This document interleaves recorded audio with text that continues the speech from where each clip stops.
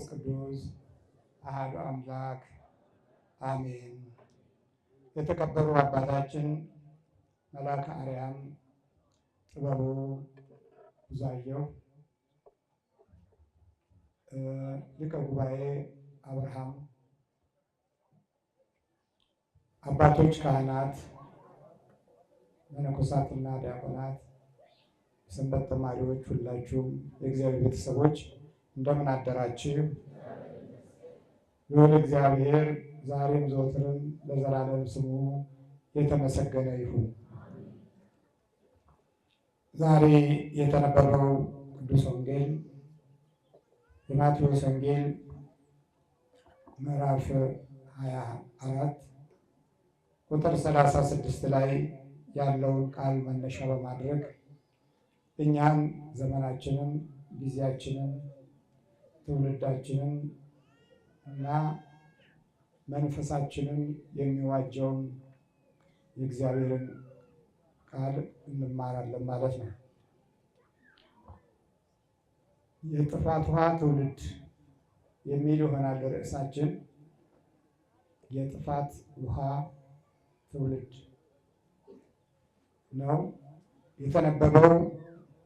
ወበከመ ኮነ በመዋዕለ ኖኅ ከማሁ ይከውን ምጽአቱ ለወልደ እጓለ እመሕያው።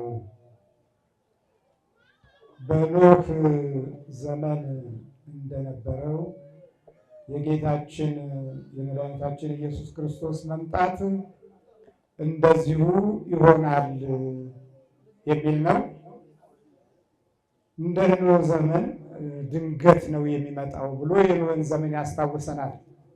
ኖኅ ማለት በሁለት ፊደል በዕብራይስጡ የሚጠራ ነው። እሱም እረፍት፣ ማረፊያ፣ የእረፍት ሰው፣ የእረፍት ንጉሥ፣ የእረፍት መምህር፣ የእረፍት ኃይል፣ የትውልድ ማረፊያ ማለት ነው ኖኅ። በእሱ ዘመን ደግሞ የነበረውን ሁኔታ ስንመለከት ሕዝቡ ይጨፍራል፣ ይበላል፣ ይጠጣል፣ ያገባሉ፣ ይጋባሉ። ዓለም ይቺ ብቻ ነች ብለው የሚያምኑ የፍልስፍና ሰዎችም የበዙበት ነበር። በሱ ዘመን የጥፋት ውሃ ሊመጣ ነው የሚል ቃል ሲነገር ይስቃሉ፣ ይቀልዳሉ፣ ተፈጥሮን ተቆጣጥረነዋል ይላሉ፣ ተፈጥሮን በሙሉ ገዝተናል ይላሉ። ከዚህ በኋላ ምንም የሚመጣም ነገር የለም ብለው የሚመጣውን የጥፋት ጊዜ እየሳቁ እየጨፈሩ እየዘፈሩ አርቲስቶች የበዙበት ዘመን ነበርና ሁሉም የዛ ዘመን ክፋት ተካፋይ የሆነበት ወቅትና ሰዓት ነበር። የኖኅ ዘመን መጪውን ጊዜ የማያይ ትውልድ ነበር። የኖኅ ዘመን የእግዚአብሔር ክብርና ኃይል ከሰው ልጆች ላይ የተቀነሰበት ነው። አልፎም ተርፎ በኖኅ ዘመን ኔፍሊም የሚባሉ የጥፋት መላእክት ከሰው ልጆች ጋር የተዳበሉበት የተጋቡበት አብሮ የሚወለድ ክፉ መንፈስ ሰውን ያጠቃበት ጊዜ ነበር። ልክ እንደዛ የሰው ልጅ የሚመጣው ልክ እንደዛ ዘመን ነው። ሲጨፍር ምንም ነገር የለም እያለ በየትውልዱ የየራሱ የሆነ ክፋት ሲያቆም፣ በየትውልዱ ላይ የየራሱ የሆነ እንቅፋትና ሴራ፣ ተንኮል፣ ግፍ ሲፈጽም እንደነበረው አይነት ዘመን የሰው ልጅ ይመጣል። ያ የሰው ልጅ ማን ነው? ኢየሱስ ክርስቶስ ነው። የእሱ መምጫ እንደዛ ነው አለ። እንደ ጥፋት ውሃ ዘመን ነው ሰው የሚኖረው። እንደምን ነው ማለት ነው? እንደ ጥፋት ውሃ ዘመን ነው የሚኖረው። በዘፍጥረት ምዕራፍ 6 ላይ ኔፍሊም ከሰው ልጆች ጋር ተደባለቁ ይላል። ኔፍሊም ከሰው ልጆች ጋር ተጋቡ። የጥፋት መላእክት ማለት ነው። ኔፍሊም 3 አይነት ባህሪያት አላቸው ኔፍሊሞች። አንደኛ ከሰማይ የወደቁ ክፉ መናፍስቶች ናቸው። ሁለተኛ የሰው ልጅን ለመለማመድ የወሰኑ ናቸው። ሶስተኛ ባህሪያቸውን ለማጋራት ልምዳቸውን፣ ጥፋታቸውን ለማጋራት ከፍተኛ የሆነ ጥበብ ያላቸው መንፈሶች ናቸው። ራሱ ኔፍሊም ማለት ናፋል ከሚለው ከዕብራይስጡ ጋር የወጣ ነው። ናፋል ማለት የወደቀ፣ የተጣለ፣ የወረደ ማለት ነው። እግዚአብሔር ምሕረቱን ያብዛልን። ኔፍሊሞች ነበሩ ይላል። ኔፍሊምነታቸው ብቻ አይደለም፣ በዛን ጊዜ ከሰው ልጆች ጋር ሲዋሃዱ ከባህሪ ጋር ሲስማሙ ምን ሆኑ ይላል? ኃያላኖች ሆኑ ይላል። በጣም ኃያላኖች ሆኑ። ኃያልነታቸው ለተንኮል፣ ለሴራ፣ ለግፍ፣ ለጥፋት፣ ለውድቀት እና ለሰው ልጆች ሕይወት አሳር ሊሆኑ የሚችሉ መንፈሶች ናቸው። ከመንፈሶች ጋር ሰዎች ምን ሆኑ? ኃያላኖች ሆኑ። እንደ 60ው ዘመን አይነት እንደኛም ዘመን ማለት ነው። የወደቀው መልአክ ምንድነው ስራው ስንል እግዚአብሔርን ማስካት ነው። እግዚአብሔር የለም ማለት ነው። ስለዚህ በእኛም ዘመን ውስጥ ያ የወደቀው መንፈስ ጥሩ ገዢዎችን፣ ለእርሱ የሚመቹ ምሁራኖችን፣ ለእሱ የሚመቹ የጥፋት ልጆችን ቦታ፣ ስፍራ፣ ማዕረግ፣ ስልጣን በማስያዝ ምን ያደርጋል ማለት ነው? በቃ እየበላህ ጨፍር፣ እየበላህ ዝለል፣ እየበላህ ፋንን፣ እየበላህ ፎክር። እንዲህ ነው የሚያደርገው። ግን የሚገርመው የሰው ልጅ የሚመጣበትን ጊዜና ሰዓት አታውቁምና ተዘጋጅታችሁ ኑሩ። ወረድ ስትሉ ተዘጋጅታችሁ ኑሩ። አለመዘጋጀት ዘመኑን ለማወቅ ለእግዚአብሔር ጊዜ ያለመስጠት እውቀታችንን አበላሽቶታል። የምንማረውን እውቀት ከንቱ አድርጎብናል። የተማርነውን ትምህርት ከሕይወታችንም ከኑሯችንም እንዳይስማማ በረከት የራቀው ጉስቁልና ያልተለየው የሕይወት መምከን የበዛበት በአኗኗራችን ሁሉ የሚገለጡት ነገሮች ድካም ብቻ የሆኑበት እንዲሆን የሚያደርገው የእግዚአብሔር ኃይልና ጉልበት ቦታ ለመስጠት አለመቻላችን ነው። በሱ በኩል ልናልፍ የምንችልበትን አምልኮት ለመያዝ ፈቃደኞች ያለመሆናችን ኑሯችንን ወደ ጉስቁልና መራው። የአስተሳሰብም የአመለካከትም የማወቅም የጥበብም ጉስቁልና ያዘን። እግዚአብሔርን የማያምኑት እንኳ በሰብአዊነት አምነው የዜጎችን እኩልነት አክብረው ለአንዱ ኑሮ አንደኛው ሲደክም ለአንዱ ሕይወት አንዱ ሲያግዝ እኛ ዛሬ ወደ መጨረሻው ጥፋት ወደ መጨረሻው ክፋት የምናመራው አለ ምክንያት አይደለም። ኔፍሊም ከባህሪያችን ጋር ተዋህዶ የወደቀው መንፈስ የወደቀው መልአክ ከሕይወታችን ጋር ተዛምዷል። ለዚህ ዋናው ምክንያት ምንድነው? ተዘጋጅታችሁ ኑሩ የሚለውን መንፈሳዊ ጥበብ ለልጆችም ለአባቶችም ለቤተሰቦችም ከእግዚአብሔር እንዲለቀቅልን በጎነትን ከመልመድ ጋር ለቀጣዩ ተስፋ የሚሆን መንፈሳዊ ኃይልን በራእይ እንዲገለጥልን ከነስማችን ስማችንን አክብር አላለም። እግዚአብሔር ስማችንን ሲያከብር የተሰወረውን መዝገብ በምድርም የተደበቀውን ኃይል በምድርም ያለውን ማዕድን ለሰው ልጆች የሚጠቅሙ የሕይወት ኑሮን ይገልጽልን ነበረ። ሌላው ዓለም ለተራበው እያበላ እኮ ጥበቡን እያሻሻለ እርሻውን በብረታ ብረት፣ መንገዱን በብረታ ብረት፣ ሰማዩን በብረታ ብረት አገጣጥሞ እየተጓጓዝን ዓለምን ባጭር አቀራርቧል።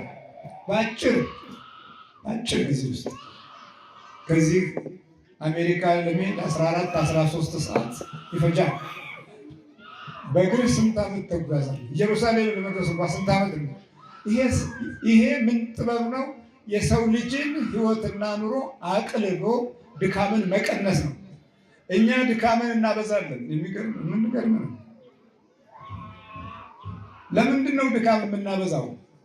የድሮዎቹ ገበሬዎች ዛሬም በአህያ በፈረስ በበሬ ያርሳሉ። ድካም ቀንሰናል? ከገበሬው ድካም ቀንሰናል? እንደውም መሬታችንን አማግጠነው ጉቦ አስለምደነው በእስራኤሎች ጥበብ 7 ዓመት ከታረሰ በኋላ 6 ዓመት ከታረሰ በኋላ በ7ኛው ዓመት ለመሬቱ እረፍት አድርግ ይላል መጽሐፍ ቅዱስ። እንዴት እንደምንኖር እኮ አይነግረን ነበር። መሬቱ የራሱን የሆነ ድንግልና እንዲይዝ አንዱን ዓመት ተው። 6 ዓመት ያረስከው ለ7ኛው ዓመት አዘጋጅ ቀለብን እና አንድ 7ኛው ዓመት ላይ ሰንበት ነው ይረፍ መሬቱ ይላል። እኛ መሬቱን ጉቦ አስለመድነው። መጀመሪያ በቃ ማቅለል አልቻልንም። አሁን ማዳበሪያ እንላለን። አቤት የማዳበሪያው ጩኸት በየአቅጣጫው የሚሰማ የለ የሚያደምጥል። የሚመጣው ዓመት ምን ይሆን? ሁሉም በፍርሃት ተውጦ አናቀልም። አያችሁኛ ስራን አናቀልም። ችግር ነው። ችግር ላይ ችግር፣ በክፋት ላይ ክፋት ነው የምንፈጥራል። ተዘጋጅታችሁ ኑሩ የሚለን የእግዚአብሔር ቃል እኮ በመንፈሳዊው በዓለማዊው ለትውልድ የምናስብበትን አእምሮ ከእግዚአብሔር እንዲለቀቅልን በዕለት ኑሯችን ውስጥ በአምልኮት መደገፍ ትልቁ የሕይወታችን ኃይል መሆኑን ረስተን በጠብ እንጀራ በልተን በጠብ ተኝተን በጠብ ተጸንሶ በጠብ አድጎ አሁን የምናየው ግራ ተጋባ የሚበላላ ትውልድ። እንዴ ኢትዮጵያውያን በዓለም ደረጃ በነጮቹ ውስጥ አንዳንዶቹ ይገረሙብናል፣ አንዳንዶቹ ይደሰታሉ፣ አንዳንዶቹ ሰራንላቸው ይላሉ፣ አንዳንዶቹ ገና መቼ ገና በደንብ አልተጫወትንባቸውም ይላሉ። አንዳንዶቹ ድሮ የኛን እንደው ዝም ብሎ እኮ ነው ነጭ ስለተሸነፈ ብቻ ድሮ አባቶቻቸው አዋርደውናል፣ ዛሬ እኛ በደንብ ተጫወትንባቸው። በባርነቱም በአገዛዙም በኑሮውም በእንጀራም በእውቀትም ጥሩ አድርገን ቀጥተናቸዋል። መውደቅህን ማወቅ አለብህ ይሉናል። አዎ በኖህ ዘመን ከሰው ልጆች ጋር የተደባለቀው ማን ነው? ኔፍሊም። ስሙ ማን ነው? ኔፍሊም። ኔፍሊም ማለት የወደቀ የተጣለ የወረደ። ይሄ መንፈስ በዛ ዘመን ውስጥ የነበሩትን ገዢዎች ተቆጣጥሯቸዋል። በዛ ዘመን የነበሩ አርቲስቶች ከፍተኛ የሆነ ክብር የሚሰጠው ለአርቲስቶች ነበር። ለአጫፋሪዎች፣ ለአጨብጫቢዎች። ሰው ይጨነቃላ። ሲጨነቅ ራሱን ዘና የሚያደርገው በጭፈራ ነው። ራሱን ለቀቅ የሚያደርገው ከክፉ መናፍስት ጋር እየተያየ እየተበላላ የሚኖር ትውልድ ስለነበረ ጉድ ነው እና ዛሬም ዘና በሉ ነበር የአብዮት ዘመን። ከዛ ከአብዮት ዘመን አምልኮት የዘፈን አምልኮት በኋላ እኛም አልተመለስንም። የሰው ልጅ በማታውቁት ባልጠበቃችሁት ጊዜና ሰዓት ይመጣልና ተዘጋጅታችሁ ኑሩ። ሌላው በዛ ዘመን ውስጥ የእግዚአብሔር መንፈስ በኖህ ዘመን ማለት ነው። ዘፍጥረት ምዕራፍ 6ን ስታነቡ እስከ መጨረሻው በዛ ዘመን ውስጥ የእድሜ ክብር ከሰው ልጆች ተለየ። የእድሜ ክብር ምን ነበረ? የእግዚአብሔር መንፈስ ነበር። የእድሜ ክብር ነበረ። ሰው 300 ዓመት፣ 400 ዓመት፣ 900 ዓመት ይኖር ነበር። እንዲህ ሊያኖር የሚችለው መንፈስ በዛ ዘመን ከሰው ልጅ ተለየ። ሰው እጅግ በጣም ክፉ ነውና ምድርን ሁሉ አበላሻት ነው። ምድርን አበላሻት። የሰው ልጅ ግፍ ምድሪቱን ሁሉ አበላሻት። ሐማስ ይላል። ግፍ ሲበዛ ሐማስ ማለት በዕብራይስጡ ግፈኛ ማለት ነው። ይሄንን ቃል በዚህ አሁንም በመካከለኛው ምስራቅ ይጠቀሙበታል። ሐማስ ግፈኛ ሽፍታ፣ ወንበዴ፣ ቀማኛ፣ ነጣቂ ማለት ነው። የዛን ዘመን የነበረው ትውልድ ሐማስ ተብሎ ይታወቃል። ግፈኞች ነበሩ።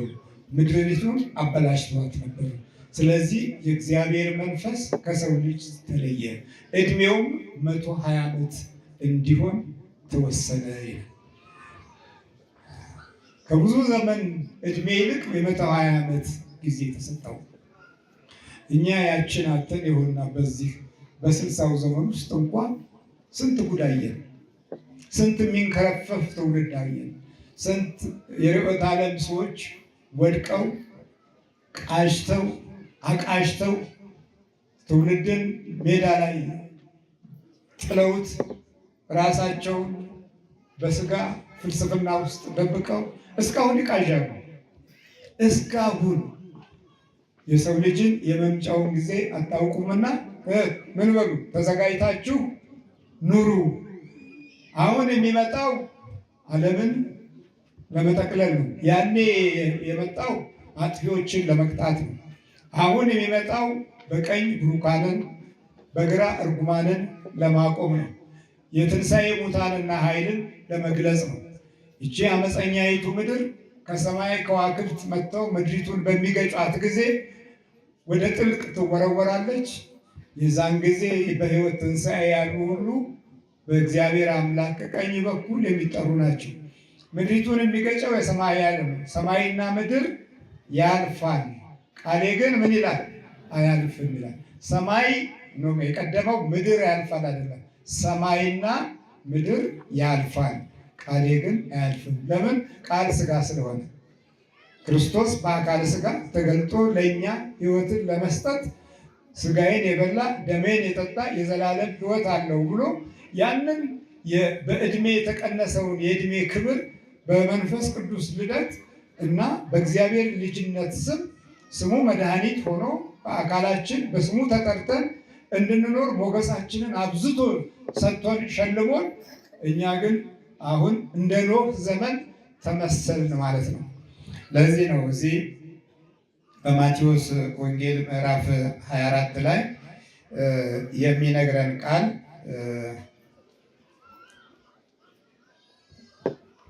የኖህ ዘመን እንደነበረ የሰው ልጅ መምጣት እንዲሆናልና በዚያች ወራት ከጥፋት ውሃ በኋላ ኖህ ወደ መርከብ እስከገባበት ቀን ድረስ ሲበሉና ሲጠጡ ሲያገቡና ሲጋቡ እንዳላወቁ ሁሉ እንደዛ ይሆናል። በቃ 60ው ዘመን ፍሬውን ተመልከቱ። የ60ው ዘመን መሪዎች ፍሬያቸውን ተመልከቱ። በ60ው ዘመን የነበርን ሁላችንም እንደምንገነዘበው አባቶች ሲናገሩ የተናቁበት፣ እናቶች ሲመክሩ የተቃለሉበት፣ ከዛ በኋላ እናንተ ምንም አታውቁም ተብለው የተገለሉበት ዘመን ነው።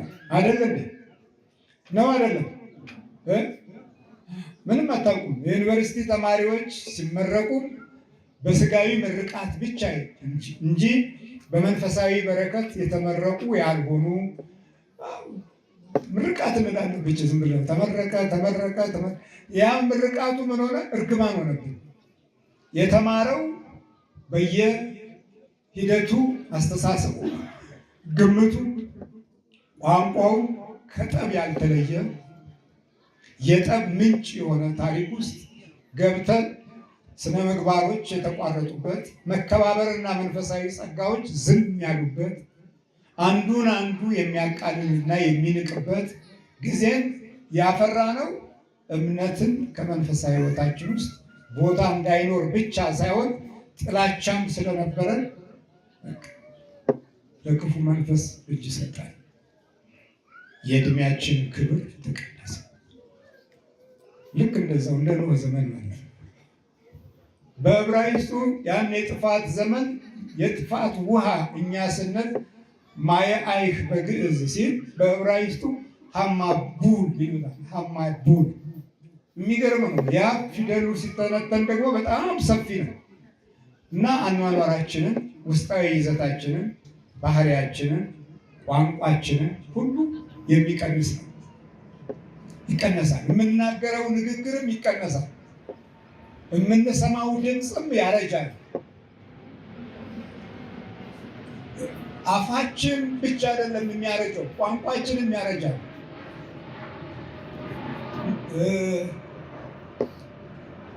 የምንግባባበት ቃል ራሱ ይጠፋል፣ ይበላሻል። መለዋወጫ ያስፈልገው ነበረ፣ ግን አለዋወጥ ነው። በጸሎት አላገዝ ነው። ቃላችንን በአምልኮት አላገዝ ነው። ድምፃችንን በስግደት አላገዝ ነው።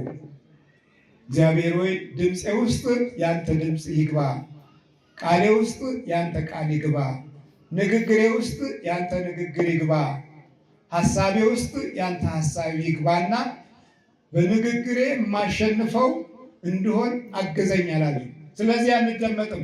የ60ው ዘመን ትውልድ የማድመጥ በረከትና ተስፋው ተቋርጧል። ለምን? እግዚአብሔር የለም ብሏል። እንደ ሀገርም እንደ መሪም እንደ ሕዝብም እግዚአብሔር የለም ብለናል። በጣም እኮ የምንገርም ነው።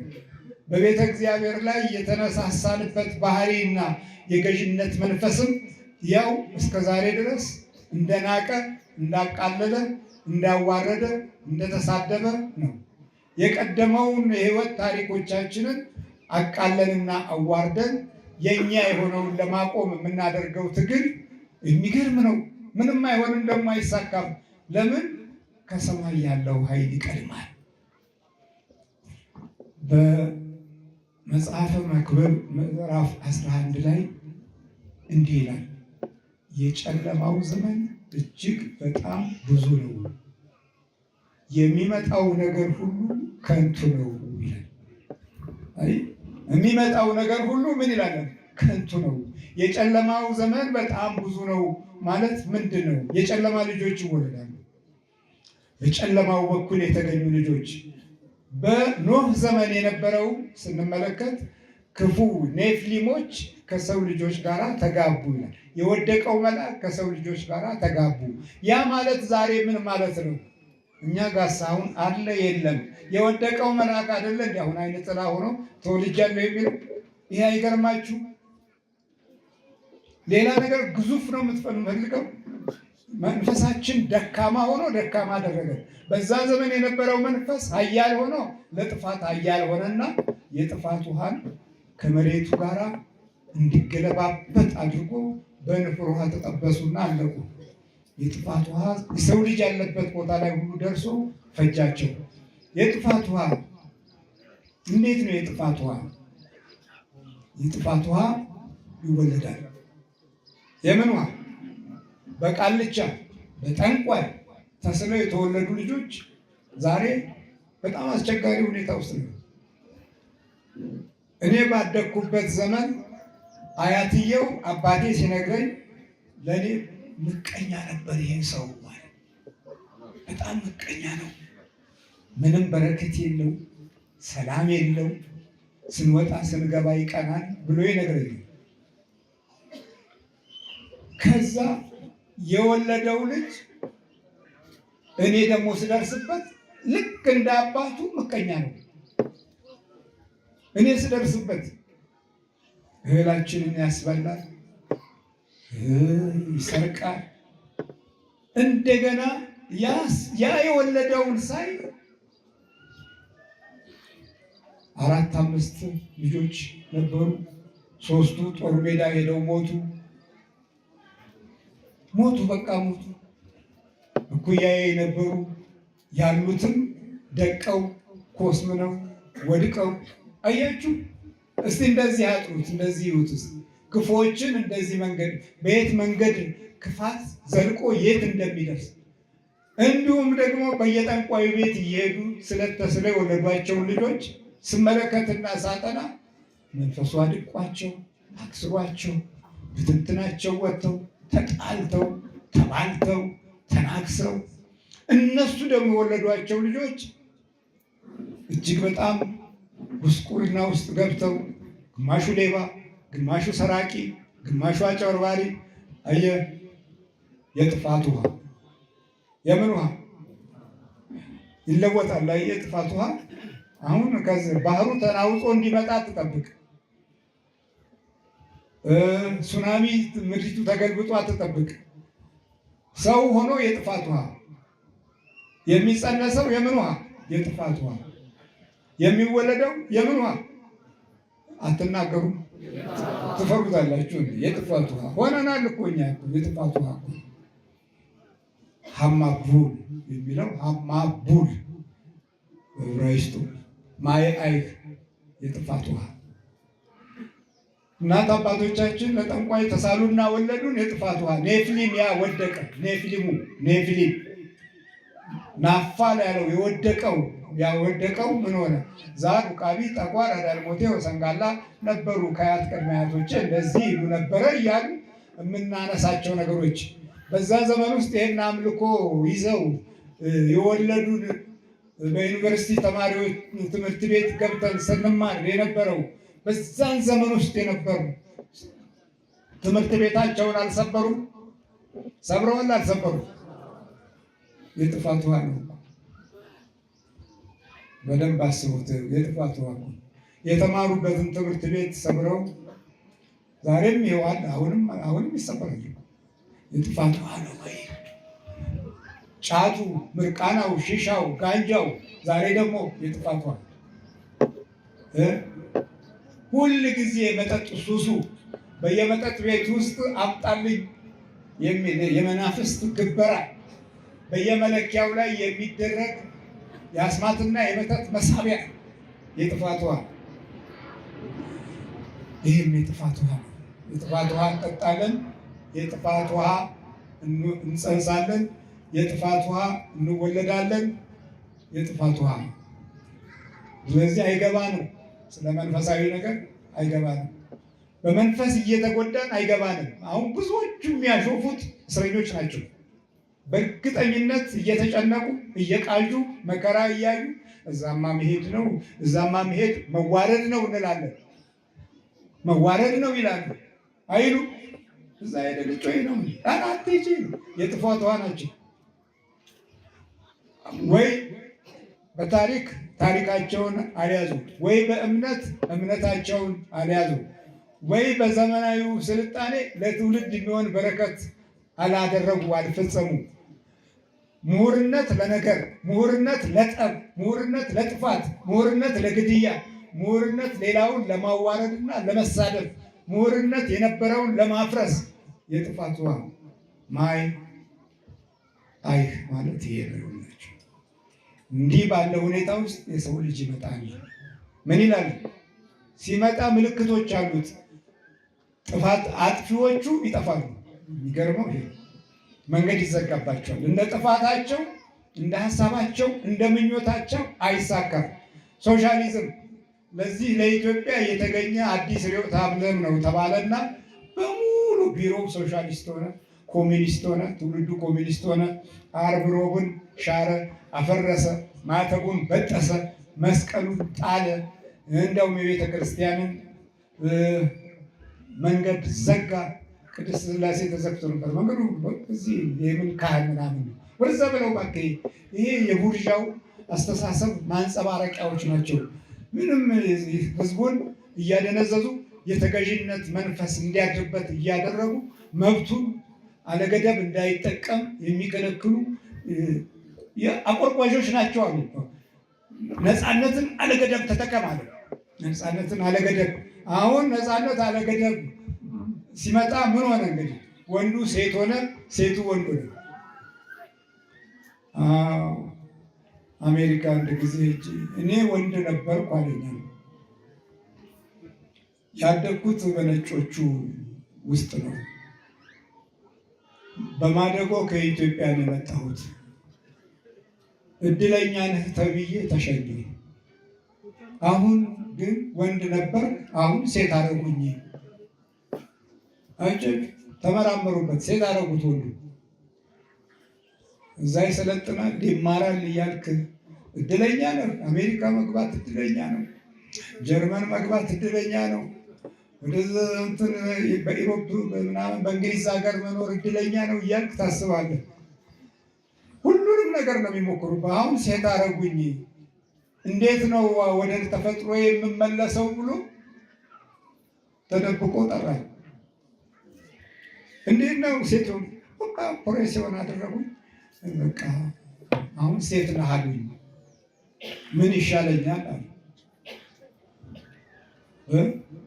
ወንዱ ሴት፣ ሴቱ ወንድ፣ ነፃነት አለገደብ አየር። ይሄ ነው በቃ የጥፋት ውሃ፣ የጥፋት ውሃ። የሚገርመው ደግሞ እንዲህ አይነቶቹን መሪዎቻችን ይደግፋሉ። በጣም ይገርማል። ወንዱ ሴት እንዲሆን፣ ሴቱ ወንድ እንዲሆን ይደግፋሉ። አረ እንደ የብቻ አይደለም፣ መንፈሳዊውም ይስቃል። ይገርማል እኮ እያለ ይቀልዳል፣ ያሾፋል። እግዚአብሔር ምሕረቱን ያብዛለን። አየህ የጥፋት ውሃ የሰው ልጅ የሚመጣው በዚህ ጊዜ ነው። እንደዚህ ባለ ሁኔታ ውስጥ ታዲያ ምን ይሆናል? ምንም አይቀናም። ምንም ያሰቡት የፈለጉት የሚፈልጉት ነገር ላይ አይደርሱም። ሶሻሊዝም አፈር ከድሜ በላ፣ ኮሚኒዝም ኮሚኒስቶቹም አፈር ከድሜ በሉ።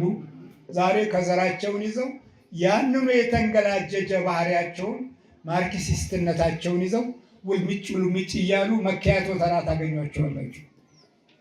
ለትውልዱ ምንድን ነው ያደረጋችሁት ሲባል ሞክረን ነበረ፣ አልቻለም። ድንገት ይመጣል። ማነው ድንገት የሚመጣው? የእግዚአብሔር ኃይል ለማፍረስ ይመጣል። አፍራሹን ለማፍረስ ድንገት ይመጣል። አጥፊውን ለማጥፋት ድንገት ይመጣል። የተባረከውን ለመባረክ ድንገት ይመጣል። ምንም ከፊት የሚቀና ምንም የለም። እንዲህ ነው ያለው መክብብ 11 ላይ የሚመጣው ነገር ሁሉ ከንቱ ነው። የሚመጣው ነገር ሁሉ ከንቱ ነው። የምንናገረውም ከንቱ፣ የምናስበውም ከንቱ፣ የምንጽፈውም ከንቱ፣ የምናወራውም ከንቱ። እግዚአብሔር እስከሌለበት በአምልኮት ኃይል እስካልተዋጀ በመንፈስ ቅዱስ ስራ እስካልተባረከ ዕለት ዕለት አንተ ባርከን ከክፋትም ለየን እስካላል ድረስ ለእውነት የምንቆምበትን አቋም በባህሪያችን ውስጥ እስካልገለጥን ጊዜ ድረስ የሚመጣው ነገር ሁሉ ምንድን ነው? ከንቱ ነው ይላል። እግዚአብሔር ምሕረት ከሁላችን ጋር ይሁን። ስለዚህ የሰው ልጅ ስለሚመጣ የጥፋት ውሃ መጥቶ ሁሉን እስከወሰደ ድረስ እንዳላወቁ የሰው ልጅ መምጣት ደግሞ እንዲሁ ይሆናልና በዚያን ጊዜ ሁለት ሰዎች በእርሻ ላይ ይሆናሉ፣ አንዱ ይወሰዳል፣ አንዱ ይቀራል። የመወሰጃ ጊዜ ይነጠቃል። ዝም ብሎ አንዱ ደግ ይሆናል፣ አንዱ ክፉ ይሆናል። ምን ቀረ? በቃ ተለያዩ ማለት ነው። መለያየት፣ መገንጠል። የመገንጠል ቋንቋ ስንት ዘመን አወራን። ይኸው አሁን 60-70 ዓመት ነው። ይሄ ስለ መገንጠል የተናገሩት ስንት መቶ ሚሊዮን ሕዝብ ደም አፍስሰው ወደ ሲኦል የወረዱ እንደነ ማርክስ፣ እንደነ ኤንግልስ፣ እንደነ ሌኒን እንደዚህ የመሳሰሉት የዘመናችን ሳይንቲስት ብለን የሞከርንባቸው የጨረገፈ ትውልድን አፈራን። ይኸው ጨንግፈን እኮ በትምህርቱ ብንል ትምህርታችን አይከበርልንም፣ በምሁርነቱ ብንል ምሁርነታችን አይከበርልንም፣ በሊቅነቱ ብንል ሊቅነታችን አይከበርልንም። ለምን? የክብር መንፈስ ስለተለየ። የምን መንፈስ ተለየ? የክብር መንፈስ ተለየ። በእስራኤል ታሪክ ውስጥ የክብር መንፈስ ሲለይ ታላቁ ኤሊ በሕይወት እያለ ልጆቹ ሞቱ። በሕይወት እያለ አፍኒንና ፊናስ ሞቱ። ሁለተኛ ታቦተ ጽዮን ድል የምታደርግ የነበረችው ተማረከች። መንፈሳዊ ክብር ዝም አላቸው። የዘመኑ ጉልበት እንደ ቄጠማ፣ ዓይናቸው እንደ ጨለማ ግርዶሽ ውስጥ ገባ። ጠላቶችን ይላሉ የቀደመው እግሩን ቄጠማ ዓይኑን ጨለማ አድርግልኝ የሚለው ዛር ወሰዱ። ይህንን ቋንቋ ዛሮች ወሰዱትና አሁን አንተ የምትረገመው በዚህ መንፈስ ነው። እግሩን ቄጠማ ዓይኑን ጨለማ አድርገው ይላል ቃልቻውም ጠንቋዩ። የሚባርክ የለም የሚረግም ብቻ ነው። የርግማን ትውልዱ ጸናብንና የምናየውም ክፉ የምንሰማውም ክፉ የምንበላውም ክፉ ሆኖብን ስንቃዥ እናድራለን። ወይ እግዚአብሔር ምሕረቱን ያብዛልን። ስለዚህ ክብር ከእስራኤል ለቀቀ ስትል የተወለደውን ልጅ በዛ ዘመን የተወለደውን ልጅ ኤካቦድ አለችው። ኤካቦድ ካቦድ ማለት ክብር ማለት ነው። ኤካቦድ ካለ ክብር ለቀቀ። ክብር ከእስራኤል ተለየ። ክብር ከሽማግሌዎች ራቀ። ክብር ከእግዚአብሔር ሕዝብ ተወገደ። ክብር ይመራቸው የነበረው ሞገስ ከነሱ ተለየ። ከዛ በኋላ ተዋረዱ፣ ታቦተ ጽዮንን አጡ። ዛሬ ምን መገንጠልን እናወራለን። የሚገርም ነው። በዚህ በአንደኛው ክፍለ ዘመን ውስጥ መገንጠልን እናወራለን። ስለዚህ ደም ብዛት ያዘና የመገንጠል ምልክቱን በየትውልዳችን ላይ ማየት ጀመረ። ቀኝ እጁ እምቢ ይላል ወይ ግራ እጁ እምቢ ይላል። ይሄ ነው መገንጠል ማለት ነው። ራሱ ደም ብዛታችንም ራሳችንን ይነግረናል። ተገንጣዩ ትውልድ በእጁ በአካሉ ማሳየት ጀመረ። መገንጠል አይደለም የምንፈልገው። እጃችንም ተለያየ። ወይ ቀኝ እጁ እምቢ ይላል ወይ ግራ እጁ እምቢ ይላል። ወይ ግራ እግሩ እምቢ ይላል ወይ ቀኝ እግሩ እምቢ ይላል። መገንጠል ነው። መገንጠልን እንዲህ ነው የምናየው። እና በጣም የእርግማን ኃይል የተጫጫነው ትውልድ መሆናችን ማሳያው ይዘፍናሉ፣ ይጨፍራሉ። ዛሬ አባቶቻችን እኔን እየገፉ አርቲስቶችን ነው የሚጠሩት። ታያላችሁ አይደል? የምታይ እውነት ነው። እኔን ይገፋሉ አርቲስቶችን። የተከበሩ አይከበሩ ማለት አይደለም፣ ግን ምን ያህል የዘመኑ መንፈስ የጭፈራ ፍላጎት። አንድ ጊዜ እንደውም እኔ ድምፄ ለዘፈን አይመችም እንጂ ላወጣ ተዘጋጅቼ ነበር። ሞከርኩትና ተውኩት። ምክንያቱም እንድጠጋቸው ነው፣ በሩ እንዲከፈትልኝ ብዬ ነበር። ሞከርኩትና አያዋጣም። በማሞከርኩ መሰላችሁ? አልማዝ ምን ዕዳ ነው? አይ በቃ የለም አያዋጣም፣ ችግር ነው፣ በቃ ይቅርብኝና እንዲሁ እየሸሸው ልኑር ብዬ ይኸው እስካሁን እሸሻለሁ። አርቲስት ብሆን እንቀራረባለን። አያችሁ፣ የጥፋት ውሃ ሰው የሆነው የጥፋት ውሃ ነው። በማታውቁበት ጊዜና ሰዓት ግን ጊዜው ይለወጣል። እግዚአብሔር ስሙ የተመሰገነ ይሁን። ዘመኑን ይለውጠዋል። የሚለውጠው የፈጠረው ነው። የጊዜ ባለቤት የሆነው ጌታ ዘመኑን ይለውጠዋል። እሱ ሲነካው የማይፈርስ የለም። እሱ ሲነካው የማይወድቅ የለም። እሱ ሲነካው የማይበላሽ የለም። እሱ ሲነካው የማይድን የለም። እሱ ሲነካው የማይፈወስ የለም። ስለዚህ ዕለት ዕለት የአምልኮት ጊዜ ይኑራችሁ፣ ጸልዩ። ይሄ ጊዜው ዘመኑ አይረብሻችሁ። እናንተ ብቻ ለእግዚአብሔር ተናገሩ፣ ታዩታላችሁ። የሚነካው ጊዜ ያለ ይነካዋል። በቃ ሶሻሊዝምን ነክቶት አይደለም የዛሬ የተረሳው እንዴ? የማርክሲስት ካድሬዎች እንዴት መከራ ያሳዩን ነበሩ። ተሰብሰቡ፣ እሑድ ተሰብሰቡ፣ ሮብ ተሰብሰቡ። ይኸው የኪነት አብዮት ስጋ አርዶ ምን ብሎ ምናምን ዓርብ ሮቡ ምኑን ከመንፈሳዊው እሴትና ባህሪ እምነትና ሞገስ ወጥቶ ዝም በልና እባክህ ምናምን ሲል የነበረው የት አለ? ተበልቶ አለቀ አይደል? ተበልቷል እኮ አለቀ። በቃ ሲነካው ነው፣ ሲነካው ይፈርሳል። ግን ኃይላችንን መንፈሳዊ ክብራችንን ተዘጋጅታችሁ ኑሩ ነው ያለው።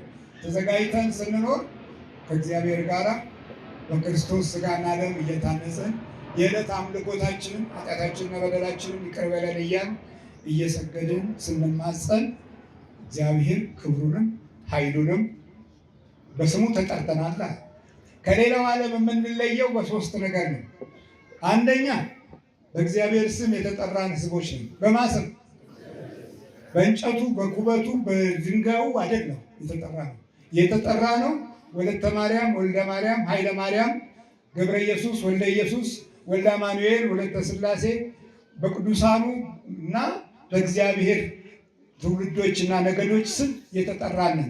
ስለዚህ ክፋት የፈለገውን ያህል ቢሮጥ ይቆማል። ማቆሚያው ከየት ነው? ከሰማይ ነው። ያቆማል። ምንም ስትጸልዩ ጠላቶቻችሁ ይሸሿችኋል። ስትንበረከኩ ጠላቶቻችሁ በፍጹም ሞገሳችሁን አይቋቋሙትም። ስለዚህ የኢትዮጵያ ሕዝብ እንደ አሕዛብ ሆናለሁ ብሎ ስሙን ስለጣለ ነው። የስሙን ክብር በክርስትና ስሙ ስለማይጸልይ ነው። አሁን አንዱ ቢጠየቅ ክርስትና ስም ማነው ብሎ አላውቅም ነው የሚለው። የ60ው ዘመን ትውልድ አያውቅም ክርስትና ስም። ለምን? በዓለም ብቻ ተጠራና ዓለም ጠፋችው፣ ዓለም አከሰረችው፣ ዓለም ናቀችው። ይኸው ዝም ብለን እንቆሻበታለን። እኔ አሁን ወደ ውጭ ሀገር ስሄድ አፍራለሁ። በኢትዮጵያዊ በወንድ ፓስፖርቴን እያየሁ አፍራለሁ። ለምን? በዚህ ዘመን ውስጥ ስንባላ፣ በዚህ ዘመን ውስጥ ስንናከስ፣ በዚህ ዘመን ውስጥ እርስ በራሳችን ስንበላላ የሰው ቫይረስ ሆኖ አንድ ጊዜ እንዴት ትንፋሻችን ሁሉ ቫይረስ አላደረጉትም? ቫይረስ አላደረጉም። የዛን ጊዜ የገላገለን ዕጣኑ፣ ነጭ ሽንኩርቱ፣ ምኑ፣ ቤተ መቅደስ ጸበሉ ምኑ ነው። ሌላው ሲያልቅ እኛ አላለቅንም። እንዴ አሜሪካ ፕሬዚዳንት እኮ እንዴ ኢትዮጵያውያን ስንት ሰው አለቀ ብሎ ጠየቀው። ኧረ አልሞቱም ሲባል ደነገጠ። ይጠይቃሉ፣ እንዲህ ታች ወርደው ይጠይቃሉ። ታች ወርደው እንዲህ የሚያዩ ሰዎች ጥፋትን ሲመኙ በስሙ የተጠራበትን ኃይል አንተ በስምህ ተጠርቻለሁና ኃይሌ ሁን። በስሙ የተጠራውን ለያዕቆብ ሲናገር በስሜ የጠራው ነህና የምድር የተሰወረውን መዝገብ የተደበቀውን ሀብት እኔ ሰጥሃለሁ ያለው። ይኸው ነዳጃችን ስንት ዘመን ድርግም ይላል። ይመጣና ድርግም። ለምን? እንዳይወጣ ራሱ ንግድ ነው፣ ራሱ እንትን ነው፣ ራሱ ገቢ ነው። እና በጣም ከባድ የሆነ የውድቀት ትውልዶች የመሆናችንን ገጽታ ስናይ አስተሳሰባችን ተበላሽቷል፣ አስተዳደጋችን ተበላሽቷል፣ አመጋገባችንም ተበላሽቷል። የጥፋት ውሃ እግዚአብሔር በክርስቶስ ሥጋና ደም ታትመን የመንግሥቱ ወራሾች እንደሆን እግዚአብሔር አምላካችን ያብቃል። አሜን።